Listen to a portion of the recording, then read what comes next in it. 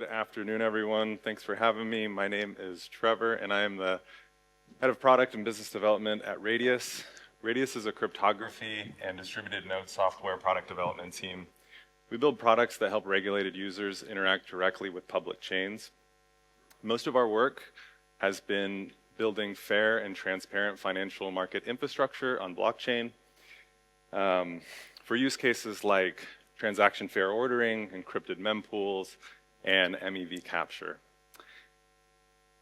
Today, though, I'm going to talk to you about how institutions, or as we refer to them as regulated users, are adopting public blockchain and integrating with DeFi in limited cases. So we're going to talk about the adoption curve. We're going to talk about the convergence of TradFi and DeFi. We're going to talk about some potential architecture, outcomes.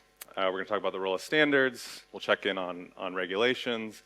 And then we'll talk about what's next, what we can do as an industry to keep the momentum going. So the first thing that I want to say to you today is that adoption is a myth. But if you look at the headlines, we see that institutional interest in public blockchains is at all-time high. So it seems like every week a new massive pot of capital comes into the space in one form or the other. And real products are being launched in production on public chains, and we're seeing real usage, right? So the demand is there for sure. I think people are starting to realize that blockchains are great for global distribution, for lowering capital frictions, and for introducing new products and use cases. Things like intraday settlement of repo transactions. That wasn't possible before. Cross-border money movement. That was really difficult before. And then swapping of unlike assets in the same liquidity pool. That also wasn't possible before. But if we take a step back and we zoom out, we can see that all other global assets significantly outsize the amount of value that we've brought onto public blockchains to date. So including stablecoins, we've brought on roughly 300 to 400 billion in real-world assets on chain. So it's still a small part of the global capital pool, right? We can see all the other major asset classes number in the trillions. Institutions are investing in the space, but they're not using DeFi or even modified DeFi at scale yet. Stablecoins help facilitate cross-border money movement, but most of the flow comes from fully AML CFT compliant front ends. So AML CFT just means illicit finance compliant. And that flow is sent directly to off-chain liquidity networks. Coinbase built a product on top of Uniswap v4 called Verified Pools. It fully integrates compliance for regulated users. It's seen very little economic activity to date. Aave Horizon has seen incredible growth rates since launching earlier this year. But in terms of its lending book, it's still relatively small. At 185 million in assets, it would be the 3,160th largest bank in the United States, which isn't great out of 5,000 institutions. So I think the takeaway for me is that the complete product just doesn't exist yet. So AMMs and borrow-lend protocols can be modified to make compliant, but they lack privacy and composability. Privacy protocols provide token transfer and limited DeFi, but they lack compliance and liquidity. Standalone private chains offer privacy and compliance, but they lack liquidity and composability with the rest of DeFi. So we still have some core features to deliver. But the systems are converging. And so I think at this point, these are very different systems, right? With a completely different set of starting points, culture, and assumptions. And this is just the natural process of them coming together. So what is driving the convergence? I think the moment's best summed up is financial institutions would like to get the benefits of an open network, right? Global distribution, immediate settlement, composability. These are the things that financial institutions care about. And then on the blockchain builder side, we're simply looking to increase the volume of economic activity that's happening on chain, right? I think blockchain builders at this stage, they want to meet users where they're at.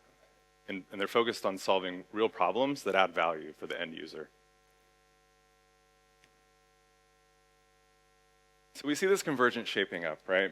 But we have to ask ourselves if there are challenges that may stop the convergence from being fully realized.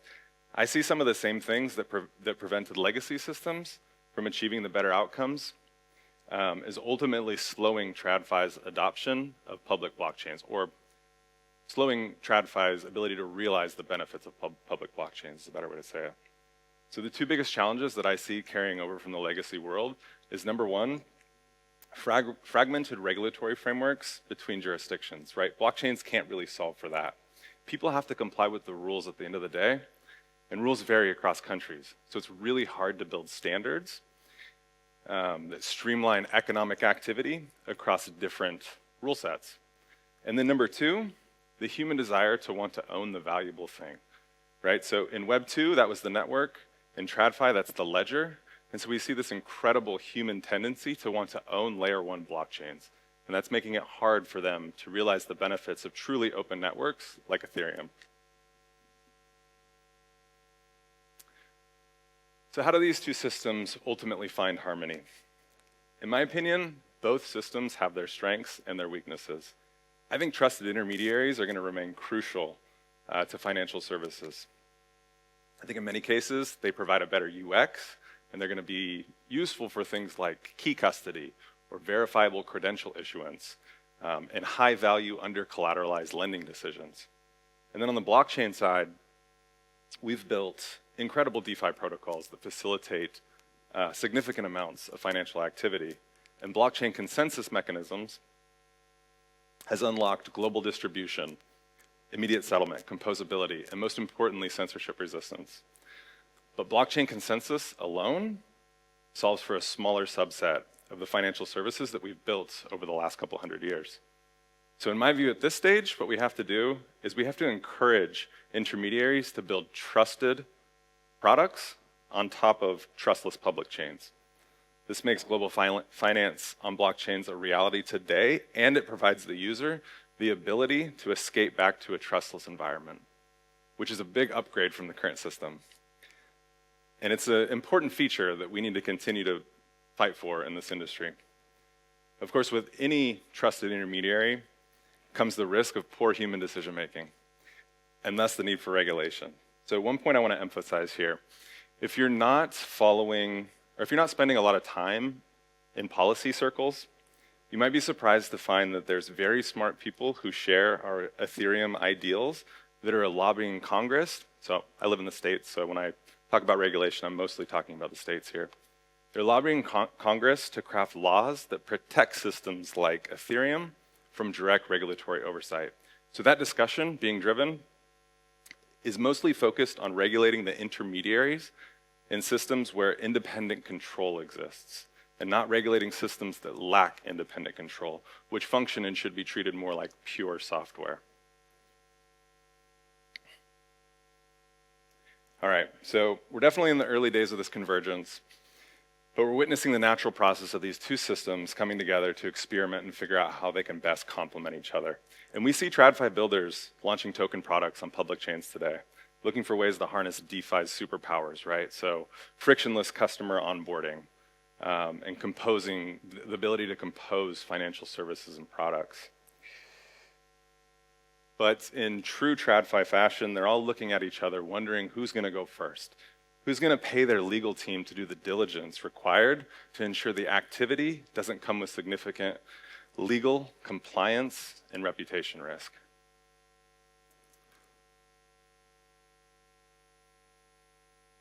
Well, some of these teams have been bold and actually invested in real use cases.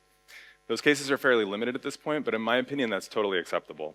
For institutions that are subject to AML CFT and know your investor rules, frictionless onboarding is a non-starter and composability is actually a risk.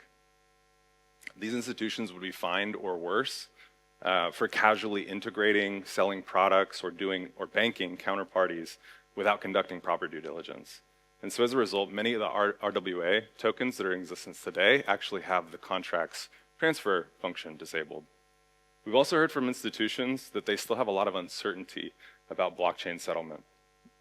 So those of us familiar enough with the technology, we understand the probabilistic nature of economic finality, and we trust that mechanism enough to go ahead and transact. But institutions, banks, and other financial institutions, they're still skeptical, and they prefer legal contracts that are defensible in courts. And for this reason, off-chain registered transfer agents remain critical infrastructure for things like real-world asset tokens. So these trusted agents, they provide services and capabilities that are required by law and are not easily implemented directly on-chain. Things like maintaining PII or reserving authority to burn and mint tokens to correct erroneous errors in extenuating circumstances. Also, core financial infrastructure like standardized legal agreements for repo collateral and derivative margin, they need to be updated to take into account tokenized assets. But I have a vision for a near future where something like DeFi emerges to serve the needs of TradFi while still enabling DeFi superpowers that I mentioned previously. So what we need, or what TradFi needs, is frictionless ways to assess the individual or entity behind the pool or trade so that they can know in real time information about the account, things like investor sophistication level. We collectively need privacy. Whether you want privacy or not is irrelevant. You deserve privacy, and corporations have a duty to protect their trade secrets and their customers' data. And they're not going to transact on public blockchains without privacy, some form of privacy. TradFi needs defensible legal definitions for settlement finality, as I mentioned. They need tokenized assets to be legally acceptable forms of collateral. For instance, French law allows unlisted securities to be registered and transferred on a blockchain with the same legal standing as traditional book entry records. And the European Union created a sandbox environment for a similar functionality. Also, Japan in 2019 updated its market structure exchange laws to regulate transactions of tokens representing securities, and this better allows tokens to be able to be used as collateral for repo and derivatives agreements. So we need similar federal sandbox environments in the US and other major jurisdictions so that we can test these concepts, these DeFi concepts, in production without threat of prosecution. So these challenges are slowly being solved, and if you squint hard enough, you can start to see the emerging architecture looming out there on the horizon. A connected system of zones with varying degrees of trust and compliance requirements. In my opinion, the world's capital does gravitate towards base ledgers that provide the most hardened and tested, demonstrated neutrality. And then I think on top of those base ledgers, we're going to have regulated zones, right? Maybe they're L2s, maybe they're alt L1s in some form, maybe they're just applications. It all depends on the interoperability and privacy solutions that get created. But I think we're going to see specialization across these zones. With feature trade-offs and builder preferences shaping network architecture. Right, we're already seeing this today. Composability is easy on a single global ledger without sovereign nation laws and regulations that we need to design for, but that isn't where the world's capital lives. Capital lives in financial products offered by entities that are subject to laws and whose businesses demand privacy. So in this fragmented architecture, composability and interoperability is actually really difficult. So finding efficient, secure methods to facilitate tokenized products, product flows across the different zones without anybody going to jail is actually a good opportunity for somebody to add value. And I also think that the final form of this landscape is going to be heavily influenced by standards and regulations. And so, not unlike other big shifts in financial infrastructure we've seen in the past, we may need to build diverse partnerships in order to achieve consistent standards. Some people, especially in TradFi, have argued that we need a Swift-like entity to take the lead here. I actually don't know much about Swift, but I can for sure say that standards remain fragmented. We probably can and should form industry groups to build interoperability across these network zones that I described. But I also think in blockchain, we've learned from other open standards like Linux and Python, and we've actually incorporated some of the better principles from those open technologies, much more so than TradFi has. But what is super interesting to me, one when we talk about standards is this concept of a value network, right? So Linux, Python, the internet protocols, email, these weren't inherently value networks like blockchain is. Blockchain operates more like a sovereign economy. And so will we see major corporations push forward the Ethereum standards, for instance, like we've seen them push forward Python and Linux? I don't know, that's a big question. But from my current view, major corporations don't seem too interested in contributing to the existing blockchain standards. Love to be proven wrong there. I did briefly look through Ethereum Magicians for evidence of corporate contributions to existing standards. And I found a few instances, notably, the security token standards, ERC 1400, et cetera. But I also found this proposal from Ant International, which was kind of interesting. So this is from May of this year, and it's to extend ERC 20 to be able to interface with an off-chain Swift ISO 20022 payment instruction. So this would essentially allow a token contract to interface with the rest of global finance via the Swift standard. Seems like a useful concept, but there was very little engagement with this proposal. Actually, only one person responded. So understandably, there's some distrust from both sides, right? Maybe we even speak different languages at this point. But I think now's the time to work with corporations and corporations to work with us so that we end up with stronger standards that solve a broader set of problems. So let's switch to the regulatory front. So from a tech and process perspective, there's definitely some low-hanging fruit to streamline or to reduce compliance burdens. But this requires real partnership from policymakers, and we actually are seeing that right now. We really do have the ear of policymakers, at least in the US. And so the question is, what do we want? So we want blockchain finality and token collateral codified in law. We also want AML-CFT laws to be updated. Swift estimates that 15% of financial industry expense is spent on illicit finance compliance. Yet the United Nations Office on Drugs and Crime estimates that less than 0.2% of criminal proceeds are ultimately intercepted or recovered through AML enforcement. So clearly the AML-CFT regime right now is not a good ROI. And I think people understand this. We also want sensible bank capital rules for crypto assets. Capital rules, as currently proposed by the Bank of International Settlements, essentially prohibit banks from holding tokens that are issued on public chains. It doesn't make sense to draw such a stark line between public chains and private chains when we're talking about capital rules. At least nobody's explained that to me. So we need to update that. Doesn't make sense. But we have made significant progress over the last year. I'm not going to touch on all the points on this slide, but I will touch on a couple. Specifically, the Clarity Act from the US House of Representatives, which provides market structure rules for crypto market assets and participants. The act was passed only in the House, which means that it's not law yet, but it calls for adjusting the level of regulatory scrutiny depending on the maturity of the blockchain system, where maturity is defined as the level of independent control that is maintained over the system. Right, so I talked about this earlier. I think this is spot on, and I think it's important for two reasons. Time eventually reveals the true intent of a blockchain project. And by increasing regulation at project launch, not only are we mitigating risk when it's most likely to manifest, we're also creating a gate for bad actors to enter this space. And then number two, risk outcomes for users decrease along with greater decentralization, right? That's the point of decentralization, like it's one of the main points of decentralization. And decentralizing control takes time, right? And as long as there's a controlling entity or a business, then there exists this intermediary risk for the user, which demands supervision. It always has, right? And supervising trusted intermediaries is something that we know how to do well. We've been doing it for a long time. But easing regulation when control is decentralized is not something we know how to do well. So there's a big learning curve here for regulators and a real mindset shift. And I think that they would be best served with a principles-based approach over a rules-based approach when it comes to laws like this. There's also a big push to update AML-CFT in the US especially. So including in the Genius Act, which was signed into law earlier this year, the President's Digital Asset Working Group on Crypto Assets report from earlier this year, and the Senate Banking Discussion Draft on Market Structure, also from earlier this year.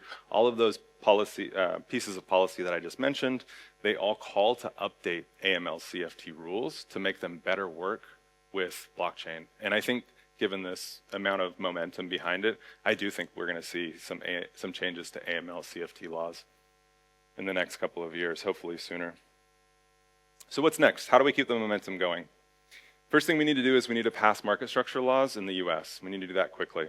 Second thing we need to do is we need to start pressing policymakers in major jurisdictions to work with standards organizations to develop a system for verifying something about a virtual account. We need digital credentials that are independently verifiable so that we can unlock what we might call modified or compliant DeFi. Most importantly, these credentials must be sanctioned by leading governments. Policymakers are key here because organizations that rely on the credential have to know that they're following the rules and that they will not be fined or worse for their decision to do business with a counterparty on an unsanctioned credential, right? The way I see it is that credential-based financial applications built on public blockchains are crucial for streamlining customer acquisition and transitioning composability from a risk to an opportunity for regulated users. So to sum it up, this is the moment for us to make public blockchains and cryptography bipartisan technology, right? These are multi-year upgrades to the regulatory frameworks in major jurisdictions, and we're not going to get the outcomes we want from one political cycle, such as ensuring true DeFi remains unregulated software, and legal frameworks are updated to provide clarity and assurance to regulated users that want to integrate tokenized assets into their operations. And we need to make privacy on public chains real.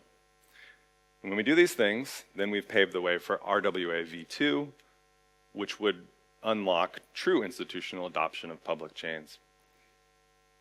So I want to end by taking us back to our daily lives this time last year. Take a second to remember the environment of that time period, right? At that time last year, I told my wife that we might need to move to London, Europe, or Dubai if I'm going to continue working in Web3. It was an honest conversation we had. That environment shifted very quickly. And I like to think that it wasn't just the really good lobbying that we did over the last year that changed the political climate. I like to think that the tech that we've built over the last 15 years since the advent of the blockchain consensus mechanism is what ultimately forced policymakers' hands. And I think that's right, actually. I think some policymakers, key policymakers and incumbents realized that the tech was real and that it wasn't going to go away. So even though the times are good right now, the environment could just as easily revert back. But regardless of that political outcome, the best way to force change is just to keep on building as we've always done. Thanks.